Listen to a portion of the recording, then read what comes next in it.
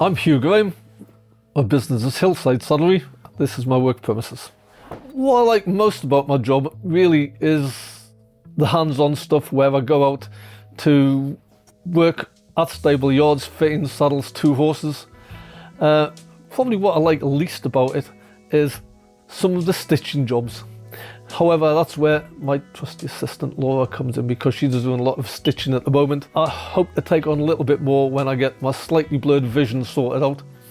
I've had a cataract operation a year ago.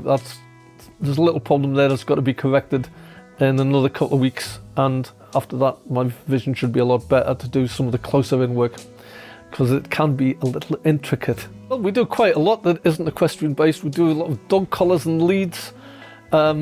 We make a lot of belts for people. What we try to do is, the horse people are coming here anyway, people who could be passing trade, people who are walking past the shop who aren't horse related. We try to keep things like belt buckles and some belts and dog collars and leads, etc., down by the front window where they'll spot them in passing. And we often get men of a certain age perusing Western style belt buckles in the shop window, who will then come in and ask us to make a belt. So we tend to make those to measure. I used to work at the Egger factory at Hexham. I left there in 1994 and spent a few years down in Walsall in the West Midlands training as a saddler down there. I came back up later in the 90s after spending a couple of years training at Walsall College and also working for a saddlery factory as well, King Saddlery, part-time.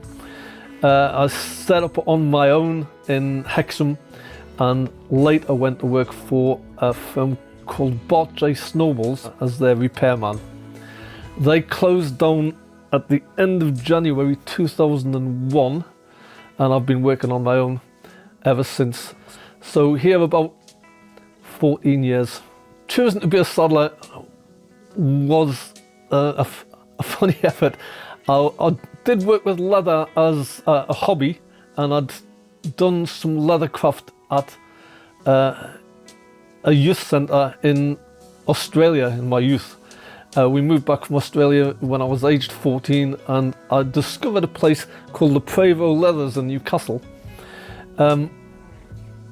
where I bought tools and leather and started doing little bits and pieces on my own.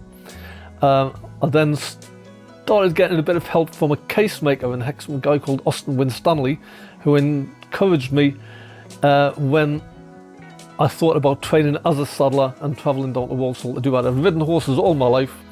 I worked with the leather side of it, so it was a case of putting two big interests together and resulted in what I'm doing now. So, as I say, with a bit of encouragement, I left the Egger factory where I'd been for, I think, 8.5 years, and travelled down to Walsall to train. The problem is at the moment that things are changing for people in the saddlery trade, and there's much more in the way of synthetic products that are being used, plastic-based saddles, bridle work. I don't know how much longer the actual leather trade will continue, because I feel there's a lot of pressure from the Green Brigade to move away from the leather side of things. However, leather is a byproduct. Animals aren't slaughtered for their hides, they're slaughtered for food, and the hide is a byproduct. Nothing that can be made synthetically can ever match the quality of what nature provides us. Most of the saddles are flocked with wool. We get wool from a place called Benridge Wool Works near Castle Eden. I get Jacob wool from them, black and white Jacob sheep. A lot of spring in it. They produce a fantastic quality of wool flock, which I used to stuff the saddles with. There are synthetic stuffing materials that don't do anything like the same job. Nothing can beat what nature can actually make. We can try and try, but nothing is the same sort of quality. I like working with leather saddles. I'm not very keen on synthetic materials, but people looking at doing this into the future are going to have to learn more about the synthetic side of it, because it's starting to take over. I see myself being retired in 10 years' time, because I'll be 71. and I'm hoping Laura is going to take over the reins at some point. She's very good hand at stitching leather now, and preparing a lot of the stuff as well. We're getting to the point where she's taken a bit of an interest in the saddle fitting side of things, and is coming out on some jobs with me to look at how that's done.